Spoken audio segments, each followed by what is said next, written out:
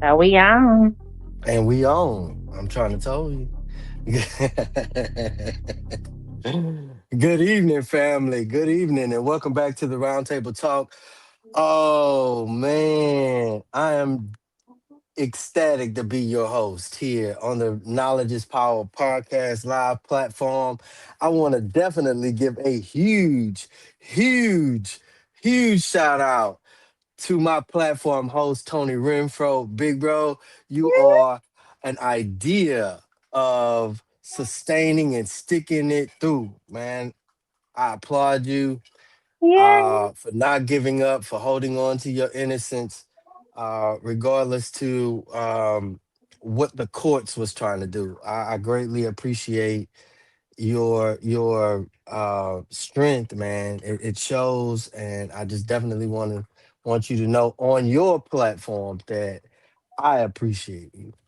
Um, like I said, I am your host, Christopher Jones. Um, and I'm ecstatic just to be here with y'all. You know what I'm talking about? Hmm. So, like, there is definitely some things that we want to talk about in this particular episode.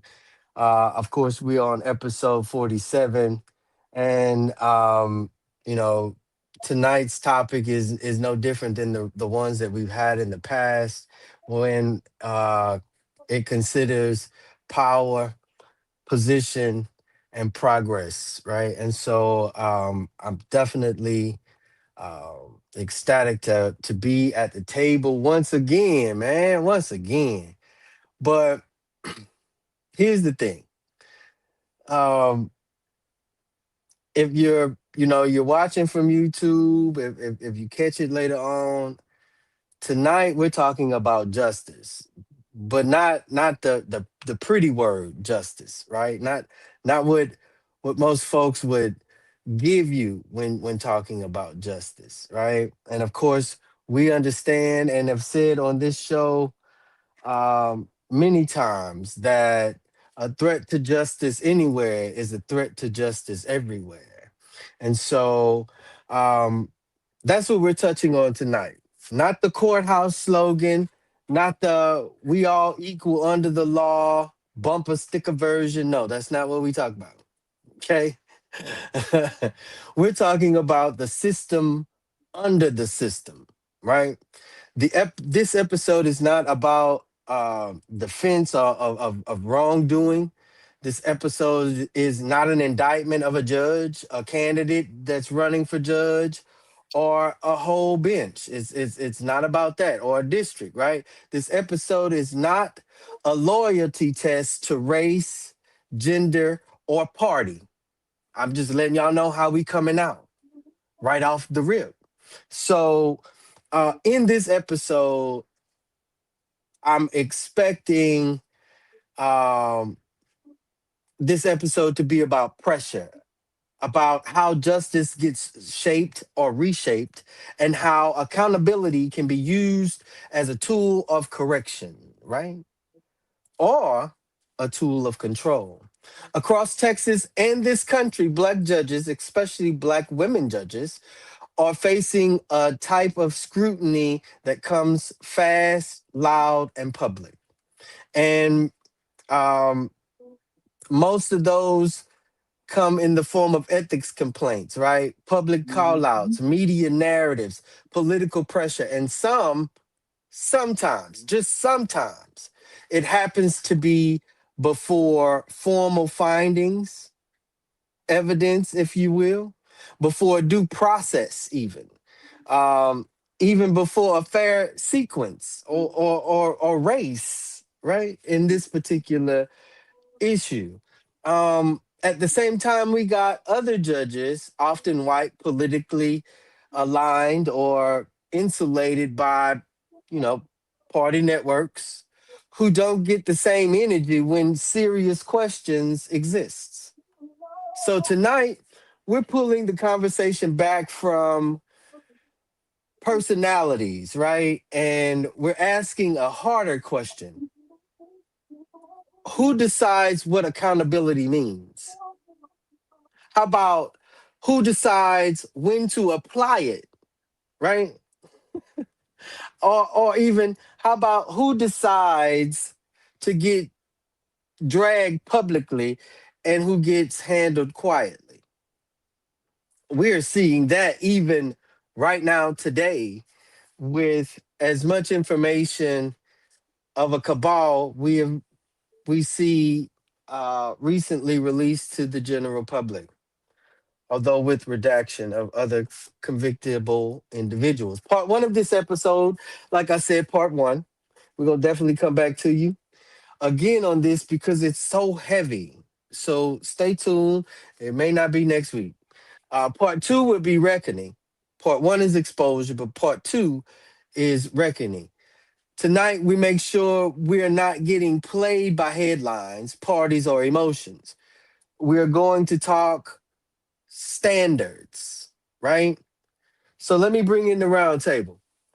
First up, my sister, the doctor, the hair doctor, the beauty doctor, always willing to name what folks are scared to say and always bringing clarity to confusion.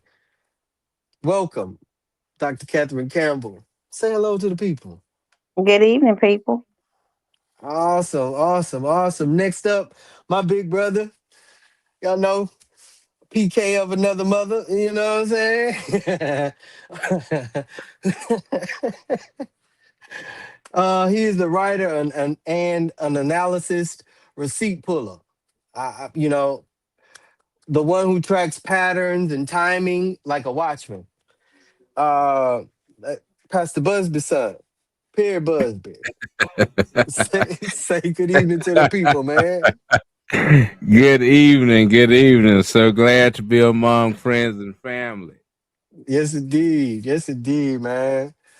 And of course, man, my battle buddy, my classmate, we ran the halls of Central High and giving y'all hell for tearing them down. How about it? My little brother, fellow veteran straight shooter, keep it plain specialist, Mr. Dustin Harris. Say good evening to the people, little brother. What up? Yes, indeed. Yes, indeed. We may have a guest that may tip in, y'all, that's at the table. So um be on y'all toes as always, and thank you again to uh those that are tuning in. Family in the chat, drop your city and state. I'm definitely tuned in here on YouTube on the side on this side, and my notes is on this side too. So if you see me looking, that's what I'm looking at is my notes. But and I got some over here too. So but yeah, yeah, yeah. Drop your city and your state, and if you've ever watched somebody get publicly tried before they were even given the offer of a fair trial or fair process, I want you to just type the word "seen" in all caps. Put it in all caps. Seen, SEEN, in all caps. Again, and if you've ever witnessed somebody get publicly tried before they ever got a fair process, I want you to type "seen" in the chat. SEEN, all caps. All right, our shots. Y'all ready for these shots? Pull it up. Already, man. Let me go ahead and pull you up first, Queen, since you talking. Um, excuse me. When the chaser for these particular shots, y'all, is when accountability becomes intimidation. So, Dr. Campbell, when does accountability cross the line into intimidation, especially for judges? And what are the signs that is not about correction anymore? It's about control. You have the floor. So let's break it down first. Mm-hmm. Accountability is the legitimate side of the line. Okay. Accountability is a necessary and structured check on judicial power designed to ensure fairness, integrity, and public trust. Mm-hmm. Okay. Intimidation is crossing the line.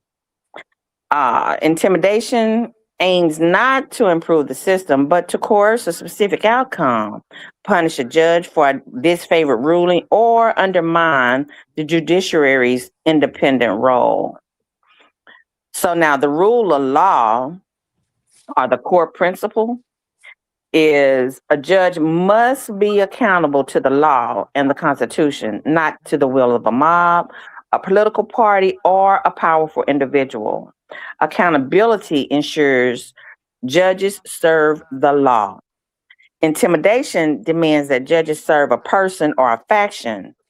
In short, accountability asks, did you follow the rules? And intimidation demands, will you rule my way? Yeah. Okay.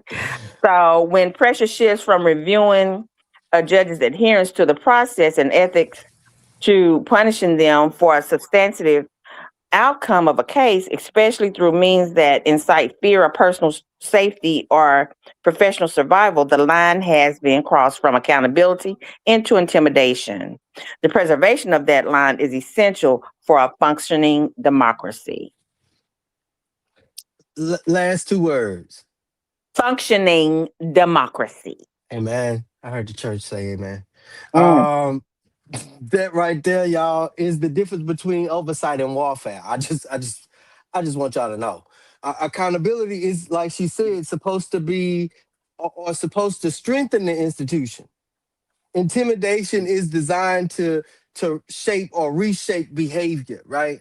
And um, the moment the goal becomes far or far fetched or fear instead, the court is already under pressure. Just I mean, black, white, or indifferent. Period. Um, Perry, you ready for your shot? Yes, sir. Let's pour it. Yes, indeed.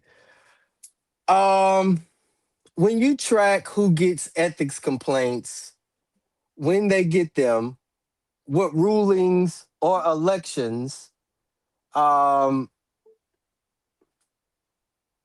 are nearby, what does the timeline usually reveal? What's being what are you seeing that most people don't pay attention to? Um, well, I think more than the timing and more than um what we've all been accustomed to seeing is in terms of when it comes to judicial seatings, uh there is this line in terms of what appears to be um those who tend to be more compassionate when it comes to the views of migrants and minorities, and particularly minorities and migrants of color. Uh, there appears to be this this this line. I mean, we've seen it played over and over again in every election of whether or not someone's ability to seek justice in terms of the establishment as being tough on crime. But I think one of the I think more than what we see in that political gamesmanship, uh what study does find is that when it comes to judicial ethics complaints, the majority of them are about the decisions made. But when you look at the number of complaints that come each year, particularly in Texas, uh, 85% of those ethics complaints are dismissed on the grounds that they lack evidence. Mm. So you see the system protecting its own. And I didn't say that's Republican. I didn't say that's Democrat. I'm saying the system protects its own. And even of those uh where the complainant uh where the complaint has been vetted and verified, again you see another 95% of those are held through what they call sort of confidential or really private reprimands. Mm, mm, So sometimes the justice you seek is never really, even the accountability is never even seen. So yeah, that was one of the biggest surprises that I found, was just one, it takes so much to even make it into a legitimate complaint. Again, more than 80% of those ethics complaints are dismissed because they lack what they say is valid evidence for a mm. complaint. Yeah, And so right. of those final 20, you get another 85% of those that even if you do find victory, the reprimand is handled behind closed doors. Absolutely. Absolutely. Timing tells the truth. What I heard, especially when people won't. Right.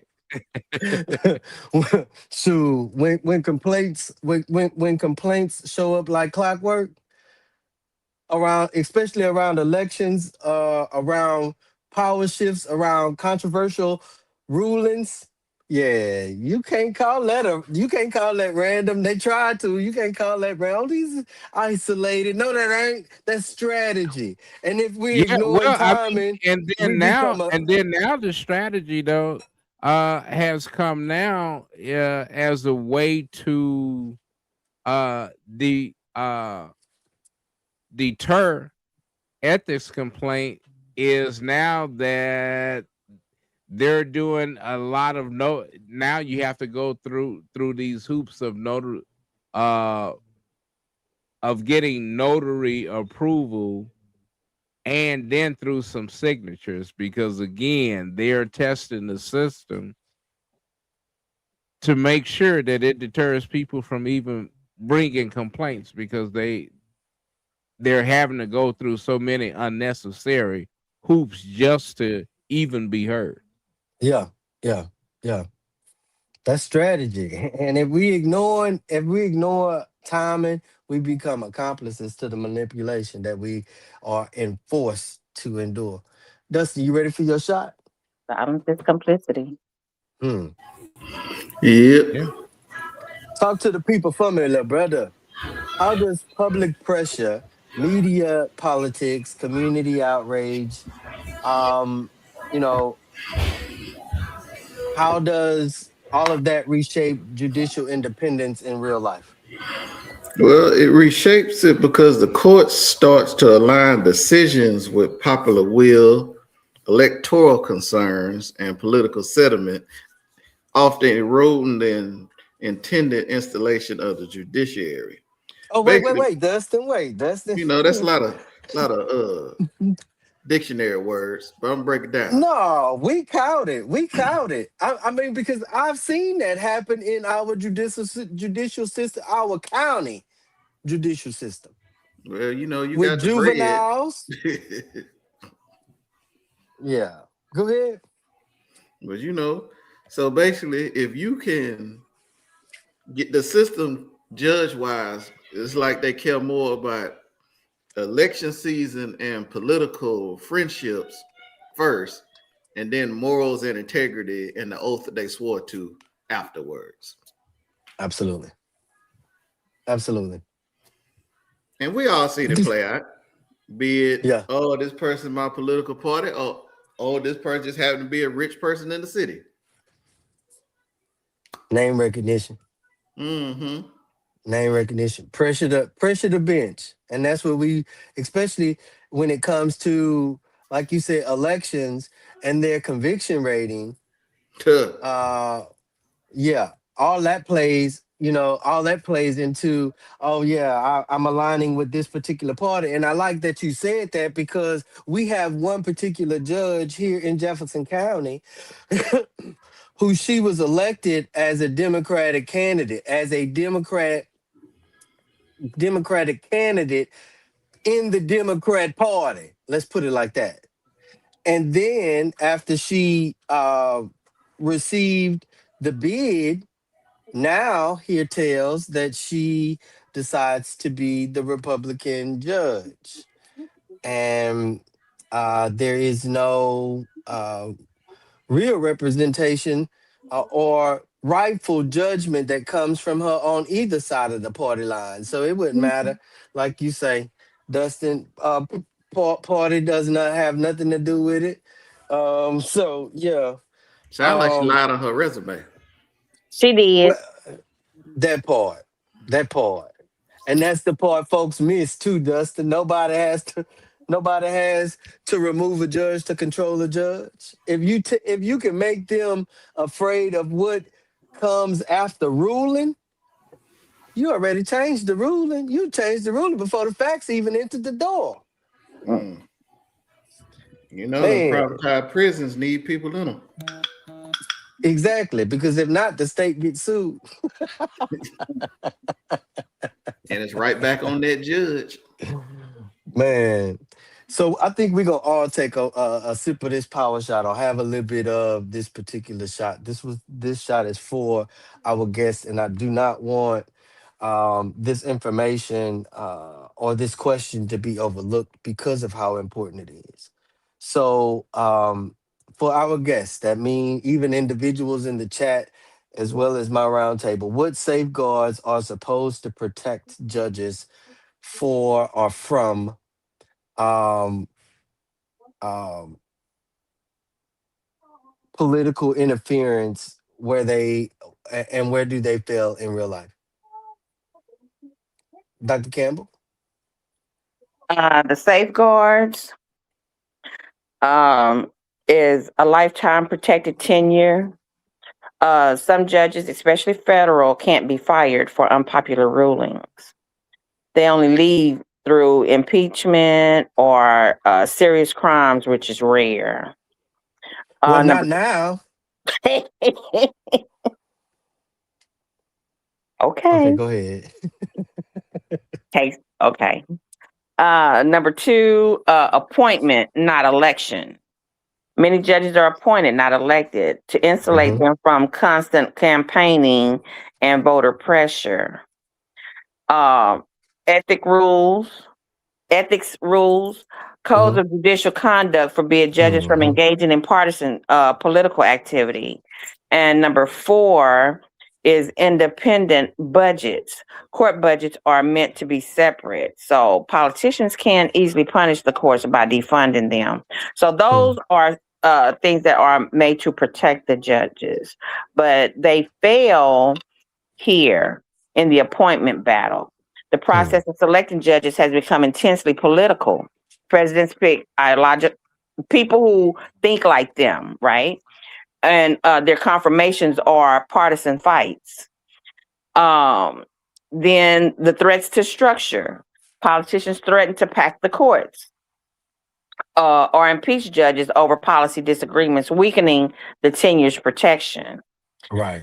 Then number three, money and elections. For many judges who are elected, campaign donations and attack ads create clear political pressures and obligations. And number four, cultural and social pressure.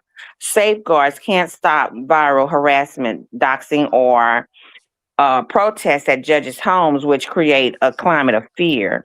In short, the system is designed to protect judges after they get the job, but it's failing at the front door and under new forms of pressure that the old ones didn't foresee.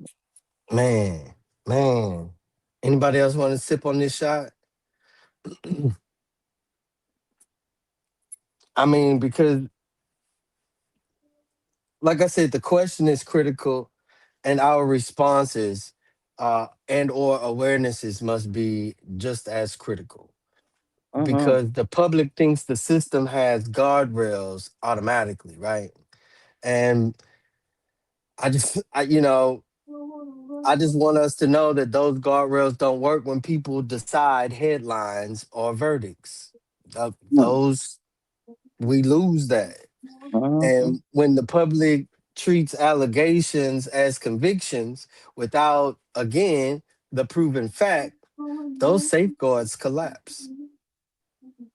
So in some cases, we screw ourselves.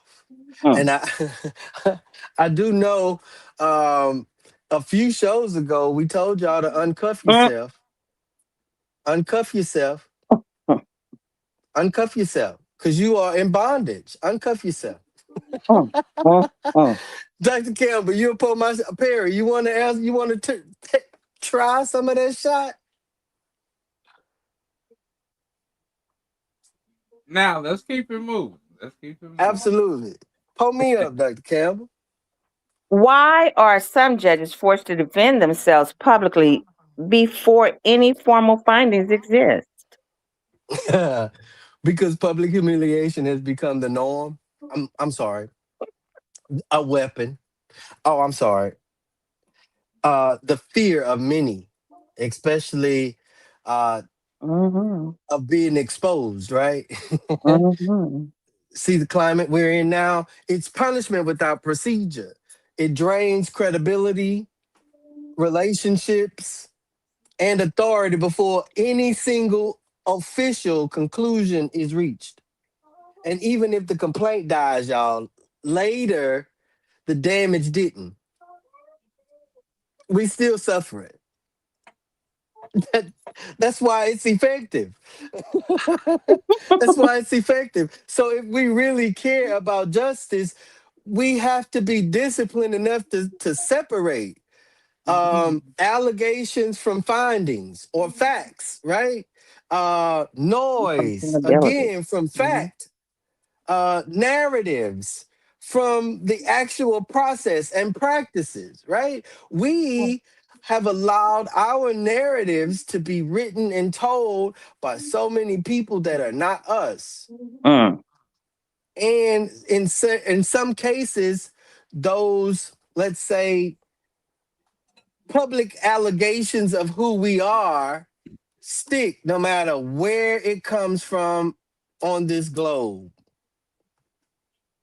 Chat question. This for y'all, chat. Um, Here's why I'm asking this though. If you let media and politics replace process, um, you teach power that it can destroy reputations without providing anything. So answer this honestly. Which factor most distorts judicial accountability? Put a one in the chat for media narratives. Put a two in the chat for political pressure. Put a three in the chat for selective outrage. Put a four in the chat for silence from leadership. And put a five in the chat if it's all of the above. Drop your number. Go ahead. Go ahead. I'm going to post it in the chat so y'all can see it and y'all can respond accordingly. Roundtable question. Um, who benefits when ethics enforcement is loud from some judges and quiet from others? Dr. Campbell, you have the floor. Let's see. Maybe politicians and partisan actors who can weaponize ethics attack opponent judges, and then they protect their own. Mm, So those in power benefit specifically from weaponizing that, right? Uh, absolutely. the public loses because it creates a two-tier system. One set of rules for disliked judges and silence for favored ones. This erodes trust and makes ethics look like a political tool not a fair Mm-hmm. standard. In short, loud or quiet enforcement isn't about integrity, it's about influence. Hmm. It benefits whoever controls the narrative at Whoever, the moment. whoever. Exactly. Exactly. Perry, you have the floor. Uh, it definitely benefits the corrupt.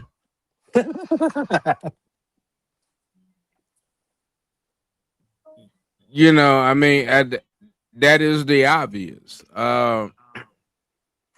Did he go back And though and say that's the obvious? Double whammy. I mean, stump on me already, but why don't it you? it it it it, it also shows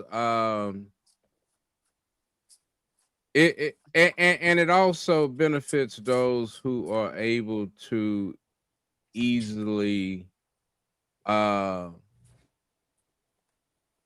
uh deflect judgment. Mm. I mean, like it or not, that's what the OJ Simpson case was all about. OJ did prove that money can get a victory. I'm trying to tell you. He admit the glove didn't fit.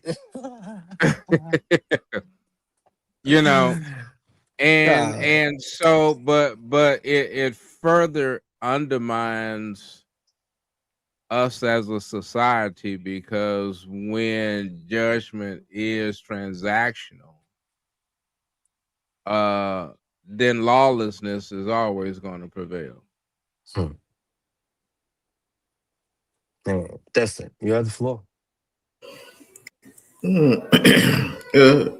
As piggybacking off what they said, it is benefit the same people it has always benefit those who are willing to bend the rules, move the goalposts, and alter history as they feel. Period. That's it, Dustin.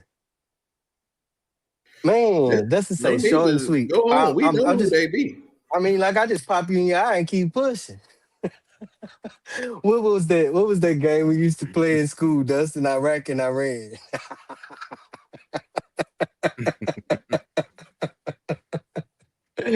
Man, excuse me. But again, I definitely have to say the same. That that my co-host has said the beneficiaries are always the same, always the same. Power, politics, and whoever needs a judge shaped, softened, or removed. Period.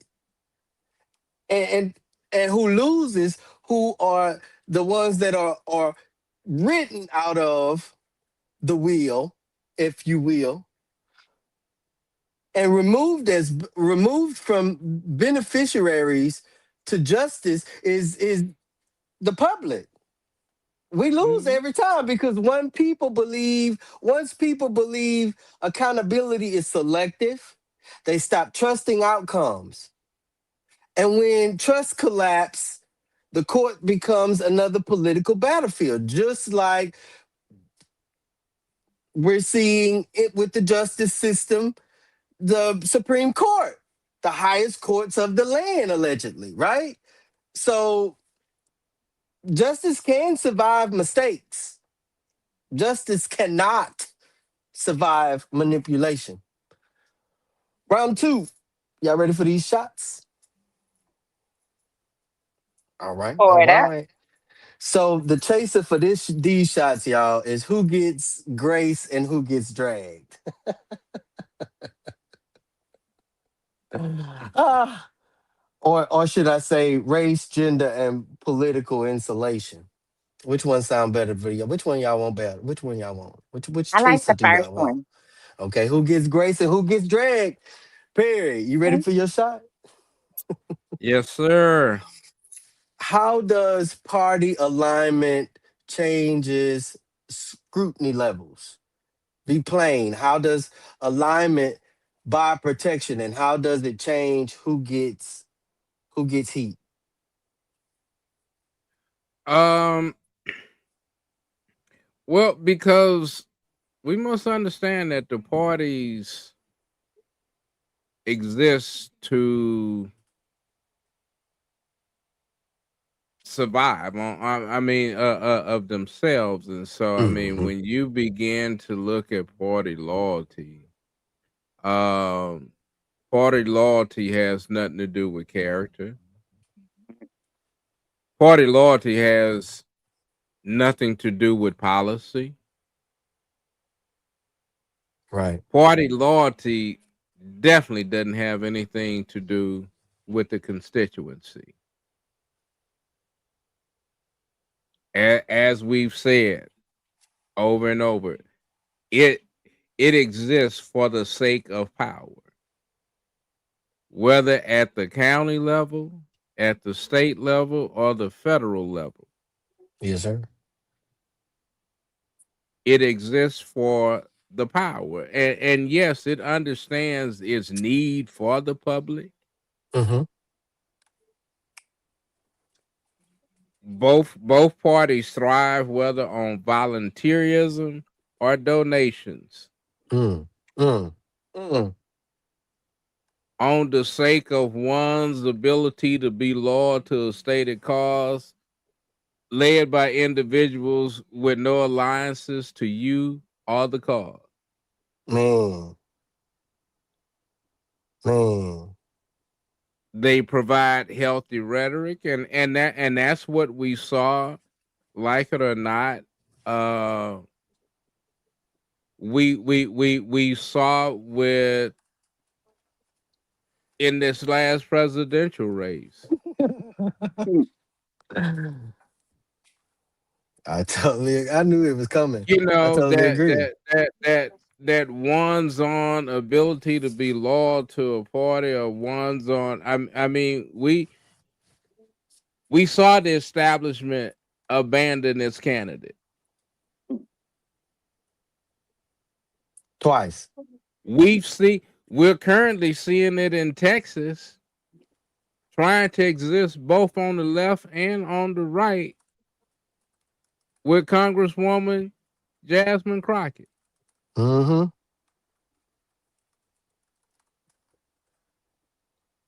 And it mean and so when you put when you put justice in the hands of a black woman, I mean, you know, that is the cradle of justice. And so we see these moves. And so yes, what who hurts?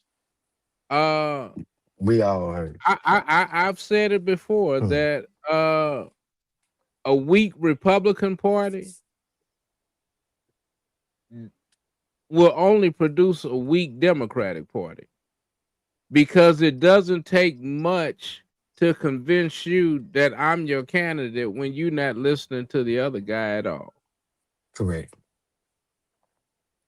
Correct. And so there goes our scrutiny, there goes character. And yes, it is somewhat. I mean, they're going back to now saying that this race with Jasmine and Tallarico is race is So uh y'all not gonna even consider calling Aldrin, huh? is personality politics, and now they don't know if the personality politics is gonna survive. I mean, we've been here before. Golly. Y'all just dropped that race like it's two candidates only. Right. Dustin, what you said? No, I said no. Y'all don't even mention Colin Allred. And for good reason. For very good reason. For what? Correct. That's why I say it's just he just a thorn in the side of both of them. I'm taking up 12%. That's it. I mean, and can both sides be true? I mean, I not to take this in a different direction, but Man. yes, the campaign he ran was mediocre Hmm.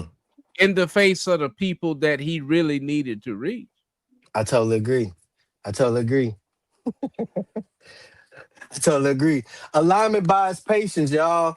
It buys silence. It buys Let's wait and see while other folks get dragged. Then um, by whoever at the right now, which is crazy because they know that the community is the community, the masses. Let me say the masses isn't going to come out strategic, um, and that's not justice. That's policies dressed up in robes, rocking wigs. Dustin, you ready for your shot? Indeed. You ready for your shot? Yep. What message does selective accountability send to future judges, especially black women or black men considering the bench? Well, the one it's seeing is a very clear one, but people ain't gonna like it, but here it is. The message is being sent is that it's perfectly fine and okay to be bought as, Mm. as long as the person buying you is in charge. Uh, Dustin, say it again, bro. As I said, they're showing that it's okay to be bought Mhm. Man, as long as the people in charge are the ones buying man, bro, and that they have a man, bro. long enough term for you to get reelected. Mm. Mm. Golly, golly, man. I'm so glad You didn't miss. your shot made you puke like that. I'm so glad. And that's the message. And that message is poison, Dustin, especially for some people, man. It says you don't just have to be qualified, you have to be flawless.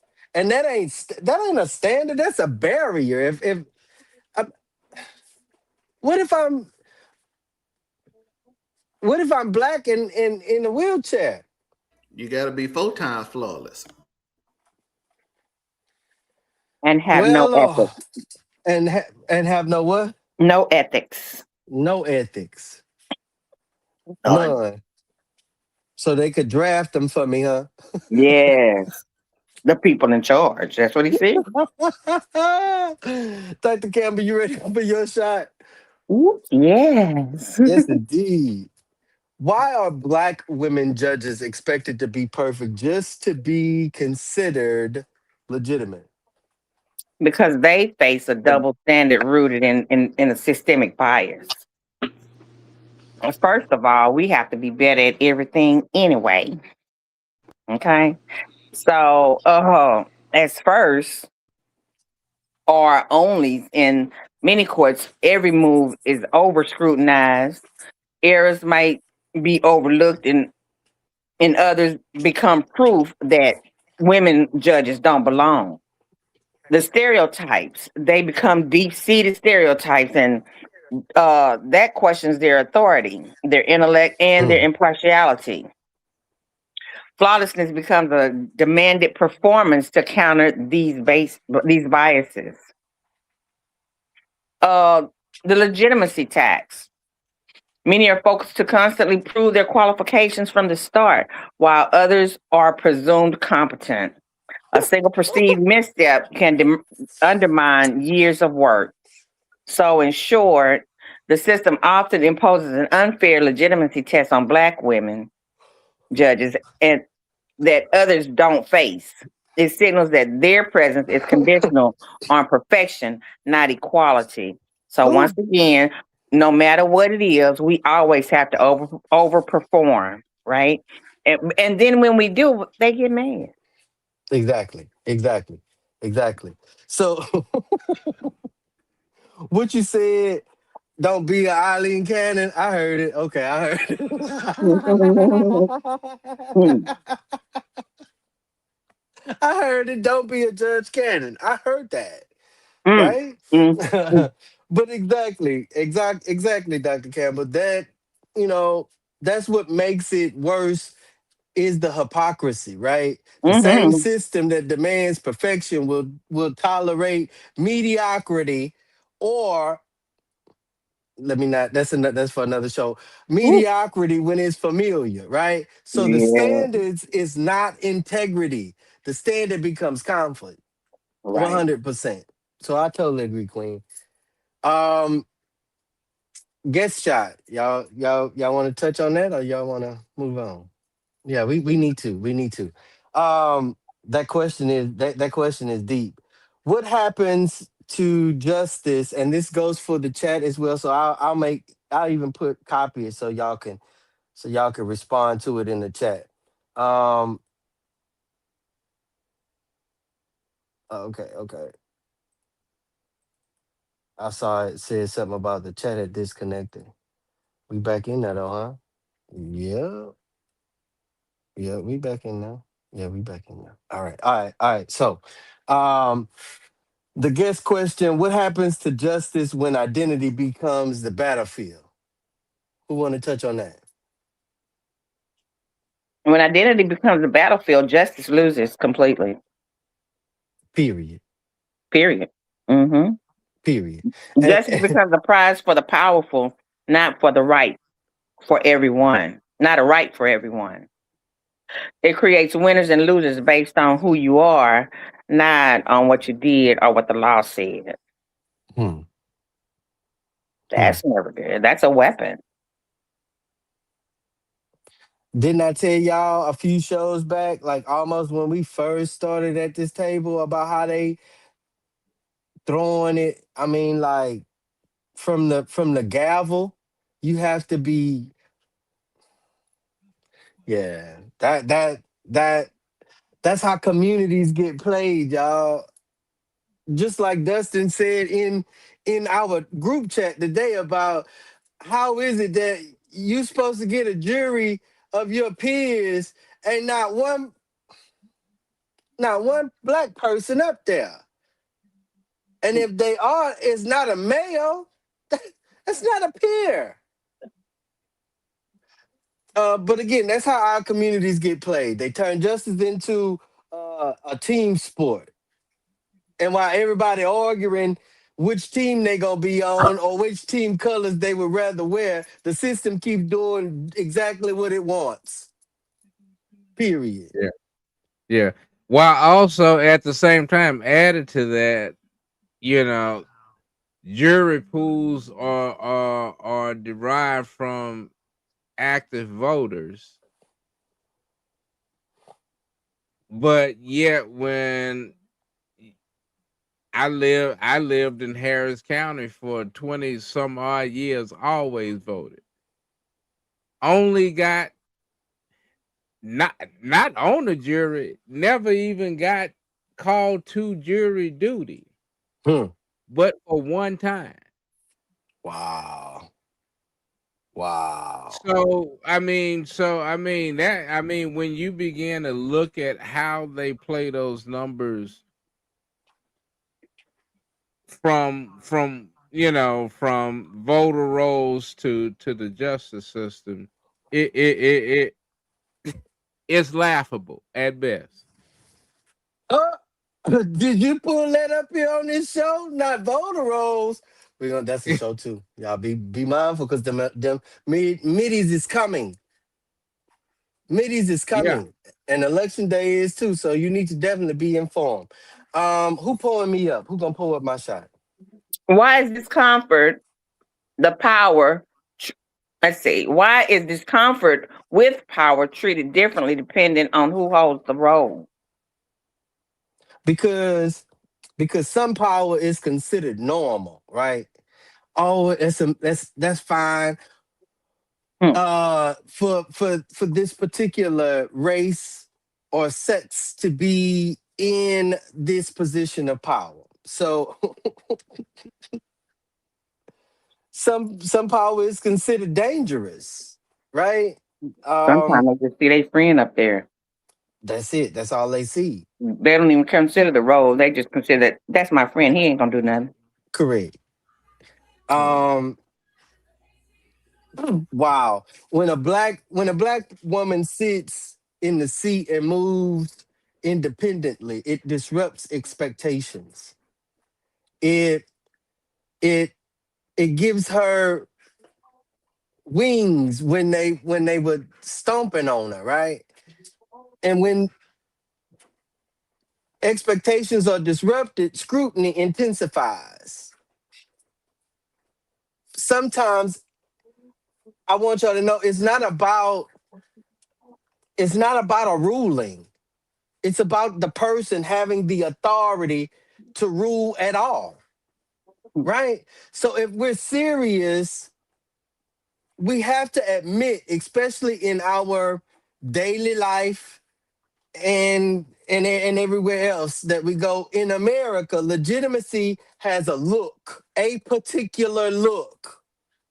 And when legitimacy doesn't match that look or that expected look, the Mhm. system's gonna test it every single time. And if it got breast, the scrutiny is even worse. Give And an extra I've seen melanin. I- I've seen that happen in the military, so I could just imagine what females are going through in judicial spaces. Chat question. This is for y'all. I want you to answer this with discipline because your answer exposes not only what you believe about power, so it also exposes what you could possibly learn about power, right? And there's nothing wrong with learning. There's nothing wrong with expanding your intellect at all. And that's why you're here at this show. I definitely want to thank Ali for tuning in. I want to thank Mr. Trey Reynolds, shout you out, Perry Busby. Thank you, Mr. Reynolds, for tuning in as well. And so yeah, for the chat, we always look for honesty. What determines who gets protected? What determines who get protected? Um, put a one in the chat for integrity. Put a two in the chat for party alignment. Put a three in the chat for race and gender. Or put a four in the chat for political usefulness. Drop your number. We'll post that in the chat. Roundtable question is: can justice survive when accountability is filtered through identity and allegiance? Dr. Campbell, you have the floor. No. Perry, you have the floor.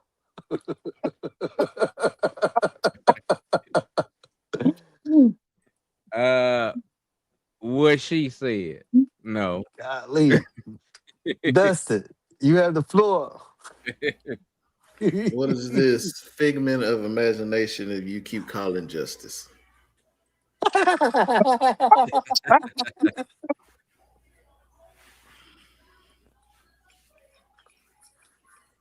Oh man.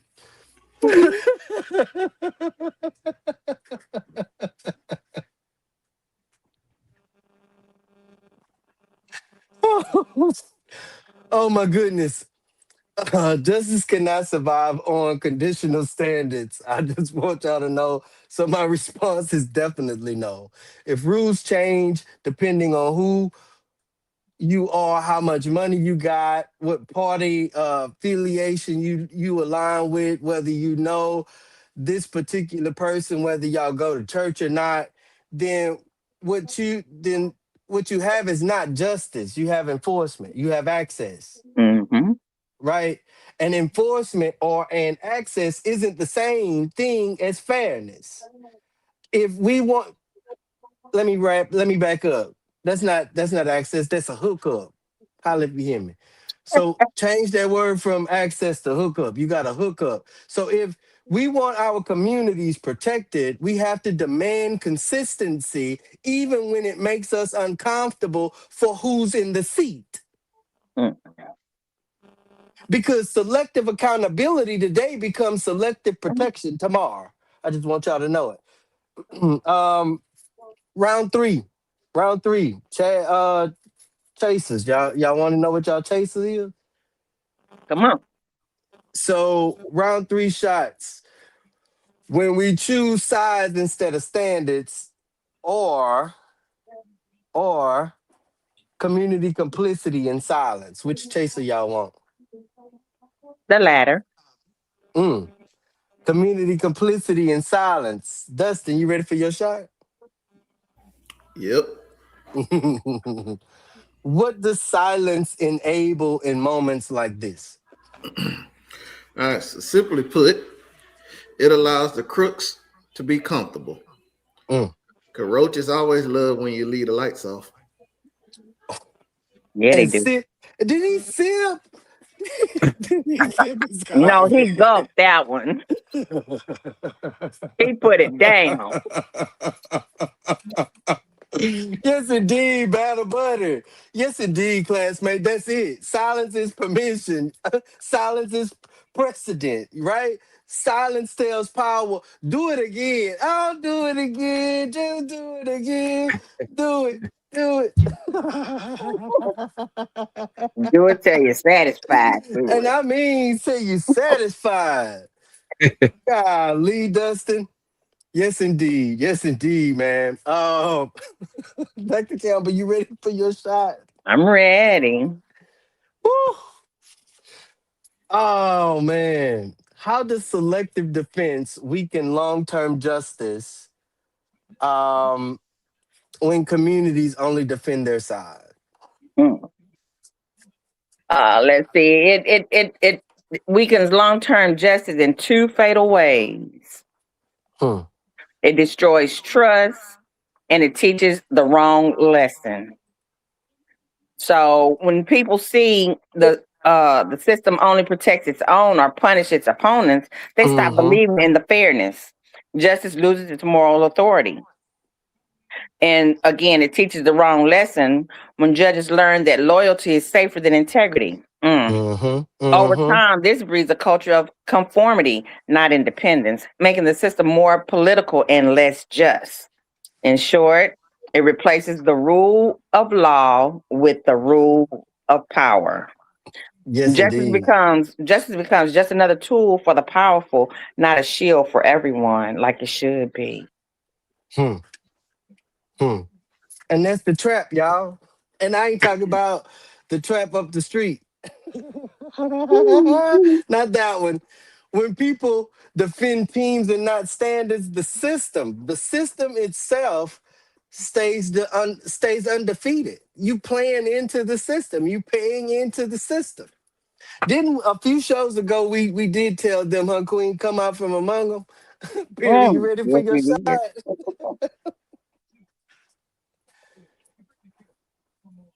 Perry, you ready for your shot? I'm ready. Awesome. What happens when communities choose sides instead of demanding one consistent standard for everybody?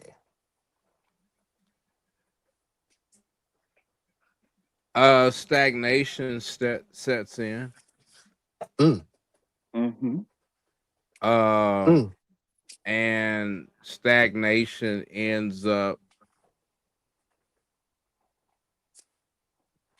leading to uh a loss of power, a loss of efficacy, uh, and puts it on the road to demise. hmm.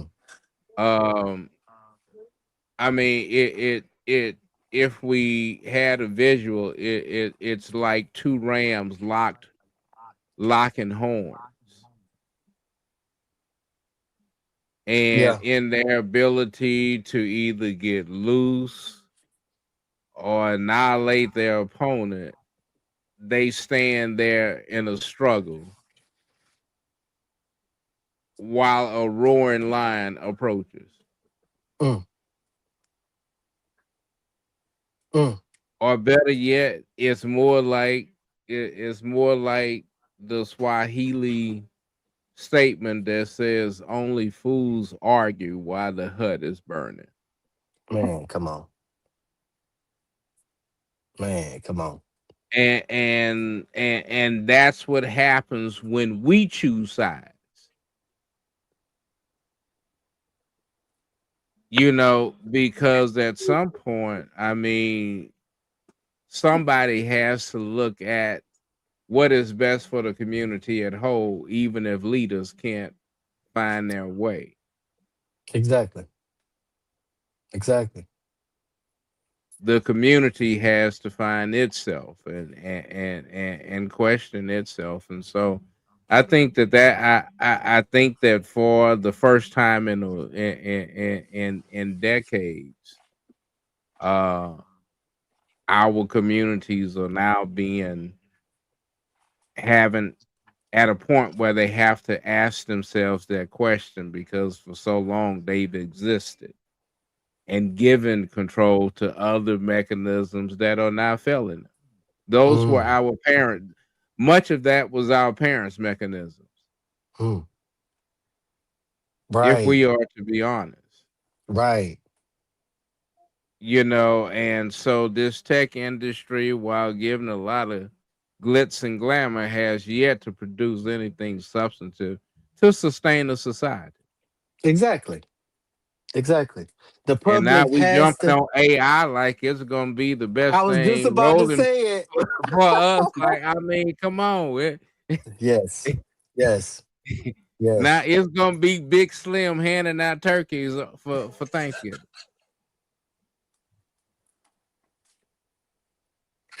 The public has to stop letting the headlines be the courtroom. I promise y'all. Because once you accept public theater as justice, you will eventually entertain and be tried by theater too. You go ahead, just put it up on Hollywood and move accordingly. Go ahead and put it up like uh the new San Andreas we waiting to come out. Who gonna pull me up? I will. Thank you, Queen. I appreciate it. When we only speak up for our side, what system are we actually protecting? um, Especially from our side, right? We're protecting the way selective systems or the selective system itself, the one that we say we hate, right?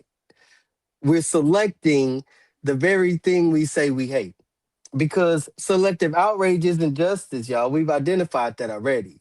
It's politics with emotion. That's what you're having. That's what you're experiencing. Like most, therapists will tell you, you're experiencing anxiety. No, you're experiencing politics mixed with emotion, and you're probably scrolling a lot too. Um, if we only demand process when when it benefits our team, when it benefits our community, when it benefits us, we're not defending fairness. We are defending our comfort and our control. And that's how the system survives. Look at Hmm. what we currently have now in a hostile government takeover. And that's happened by turning the community into its own enforcement arm. So that's the only way we're going to survive, is enforcing it ourselves. So, so y'all ready? Yeah, I Mhm. mean, is it up to you or us to say that we're going to pass something down to the next generation that we and the people before us didn't fight to? And move on. Chat question. Chat. This is for you. This is the barometer. Justice fails when blank decides who gets held accountable. Put a one in the chat for politics. Put a two in the chat for media. Put a three in the chat for fear. Or put a four in the chat for silence. Let us know what decides what happens when justice fails. Putting that in the chat roundtable. Question number three: what standard must we, not should we, but what standard must we commit to now so accountability never becomes a weapon? Dr. Campbell, you have the floor. Well, I'm gonna restate the question in my Hmm. answer. We must commit to one standard for all. Mm, It's the only way. If we totally commit to agree. applying the exact same rules for everyone, regardless of party, power, or identity, Yes, accountability can't be twisted into a weapon. exactly. Period. Period. You got the floor.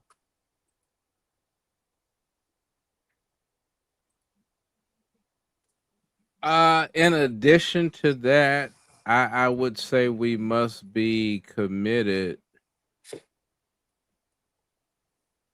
to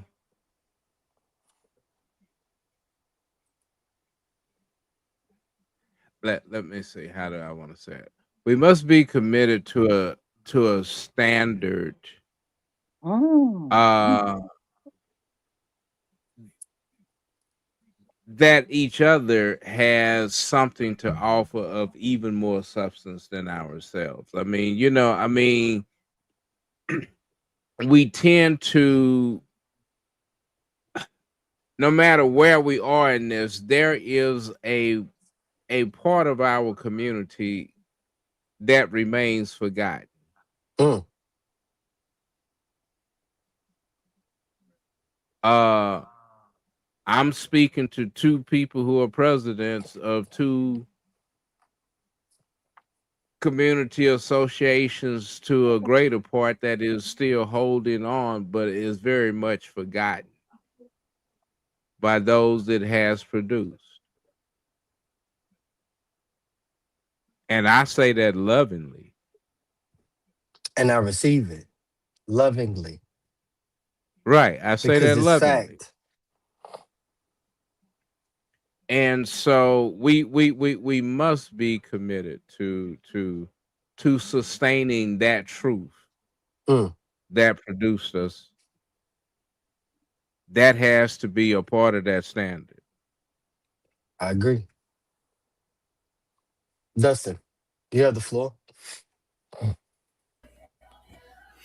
We must, bring same thing they were saying, just echoing in, a different voice.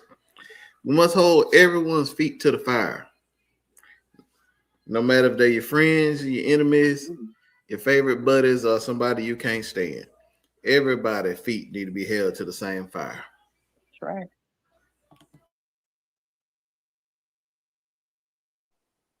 100%. I had to blow my nose. It was getting out to me. Y'all had me all emotional. No, just kidding. Absolutely. That is, you know, that's the standard, or should be. The standard is process before performance, Mhm. evidence before amplification, evidence before amplification, consistency before convenience. If we commit, if if we can't commit to just those basic things, then we're not demanding justice, we're demanding advantages. Mm. And allowing. And Hmm. allowing it. Come on, man. And allowing it because we don't speak for equitable things. Right. Legislation, ordinances, practices. If, you know, But Chris, I would dare say, how can you ask for something that you don't exercise in yourself? I mean, the then that, part about Who are you when the self-governance, I light is mean, off? about self-governance right. of our Those community. are those are the individuals that are disconnected, right? And Right. in this particular instance, I can't coax your stomach like Pepto-Bismol for you to become connected. I must move Right. because time now, especially now, is of an essence, especially when it comes to us having access to liberties and the pursuit of happiness under the Constitution, the preamble, and the Bill of Rights of this country.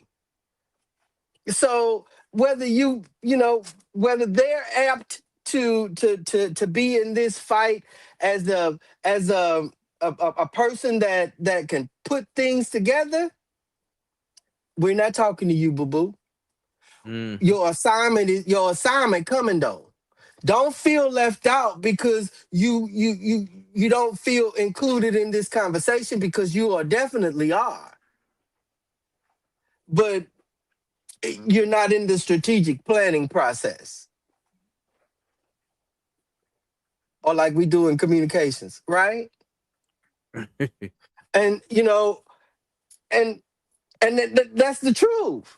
A threat to justice anywhere is a threat to justice everywhere. I mean, even for the person that chooses not to participate in this process, or even educate, or gain knowledge in this space, right? Because once the system learns it can weaponize accountability, it won't stop with judges, y'all. It will move to organizers. It will move to activists again. It will move to everyday people who refuse to bow again. History in this country shows you that even in the justice system, a burning cross in your yard was justifiable. Even if you whistled at a man, let's go. Give us something to close. Dr. Campbell, you have the floor. Okay. Uh, so this whole show has been talking about justice, right? So in justice is integrity in action. Mm, Okay. So one standard should apply to everything, mhm, right? Uh, we have to hold fast to that just for one standard, or everything is going to be weaponized. And the justice won't protect us, because everything else Absolutely. will be used as a weapon against us. Absolutely. Absolutely. Including your freedoms of speech. Hmm. Perry, you have the floor.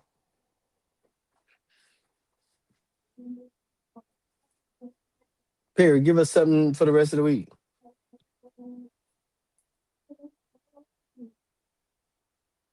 Okay. I had just stepped back. I'm sorry. Um. Sipping coffee. We know. No. No. No. Mm-mm-mm.